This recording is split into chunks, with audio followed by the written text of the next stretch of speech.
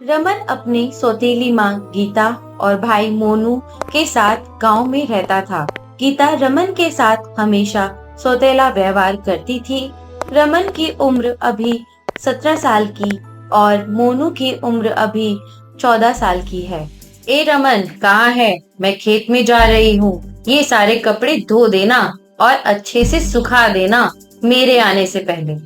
गीता रमन को बहुत सारे कपड़े धोने के लिए दे देती है, लेकिन रमन एक बहुत ही अच्छा लड़का था। वो सारे काम खुशी खुशी से करता था। जी माँ, मैं कर दूंगा। मोनू भी चुपके चुपके रमन की मदद किया करता था। भैया, मेरे साथ फुटबॉल खेलो। मोनू, मुझे कपड़े धोने हैं, अभी नहीं खेल सकता, नहीं तो माँ गुस्सा करेगी। ठीक है भैया, तुम कपड़े धोआओ, मैं उनको जल्दी से रस्सी पे डाल दूंगा, काम जल्दी हो जाएगा। रमन कपड़े धोने लगता है और मोनू उसे पानी में निकालकर रस्सी पर डाल देता है। थोड़ी देर में बहुत बढ़िया मोनू, तुम्हारी मदद से तो सारा काम जल्दी हो गया। हाँ भैया, चलो अब हम खेलते हैं। फिर दोनों खेलने लगे। खेलते खेलते मोनू कपड़े वाली रस्सियों में उलझ गया और रस्सी टूट गई, जिससे सारे कपड़े नीचे गिर गए। मोनू, जल्दी से कपड़े उठाओ, नहीं तो माँ आ जाएगी और फिर गुस्सा करेगी। ठीक है भैया। दोनों कपड़े उठा ही रहे थे, तब तक गीता आ जाती है और कपड़े नीचे गिरा देख गुस्से से रमन को 2 से 4 चांटे लगा देती है। माँ, मत मारो भैया को, ये कपड़े मेरी गलती से गिरे हैं। चल तू हट यहाँ से, हमेशा इसकी तरफदारी करता है। ये फिर से सारे कपड़े धोएगा। गुस्से में वो घर के अंदर चली जाती है। जैसे तैसे रमन फिर से सारे कपड़े धोता है। अगले दिन, अरे ओ रमन, तुम पास वाले जंगल में जाओ और अपनी गायों के लिए जल्दी जल्दी चारा लेकर आओ। क्या खाएंगी वो सुबह से? ठीक है माँ। गीता रमन से पीछा छुड़ाना चाहती थी। उसको पता था उस जंगल में बहुत खतरनाक शेर है जो सबको मार के खा जाता है। रमन हथियार लेकर जंगल की तरफ निकलता है। रास्ते में उसे एक साधु बाबा मिलते हैं। अरे बच्चा, कहाँ जा रहा है? बाबा, मैं जंगल में घास काटने जा रहा हूँ। तुम्हें पता नहीं, वहाँ एक खतरनाक शेर रहता है जो लोगों को मार देता है। बाबा, मुझे तो नहीं पता, पर माँ ने बोला है तो मुझे जाना ही पड़ेगा। अच्छा सुनो, तुम अगर मन के साफ हो और हिम्मत है तो वो शेर भी कुछ नहीं करेगा। अगर शेर तुम्हारे सामने आ जाए तो डरना नहीं। ठीक है बाबा, आपका बहुत बहुत धन्यवाद। रमन जंगल की तरफ चलने लगता है और थोड़ी देर में जंगल में पहुंच जाता है।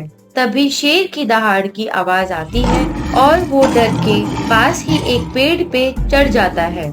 अरे अरे, ये तो बहुत बड़ा शेर है, मैं तो बाल बाल बच गया। लेकिन इस पेड़ पर तो बहुत अच्छा सुनहरा फल लगा है।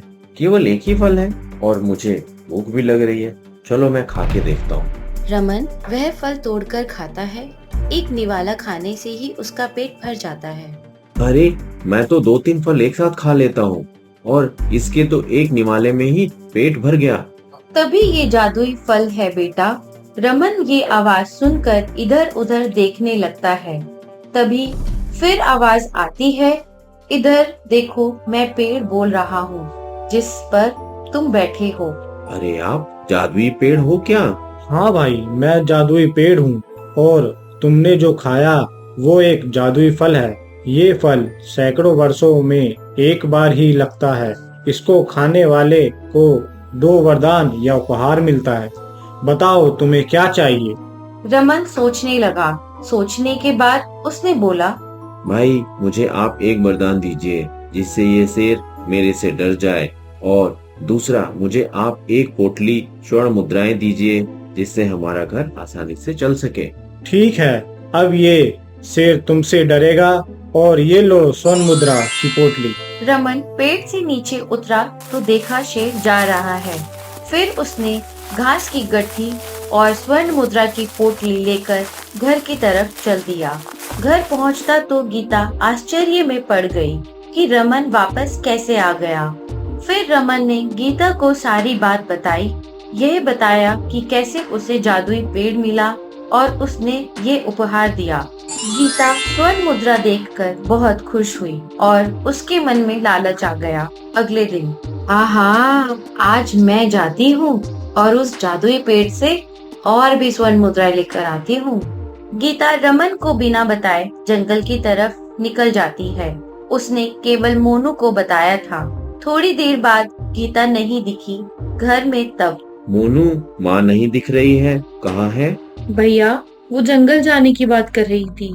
क्या जंगल? मोनू, तुम यहीं रहना, मैं अभी आया। इतना कहकर रमन तेजी से जंगल की तरफ दौड़ता चला गया।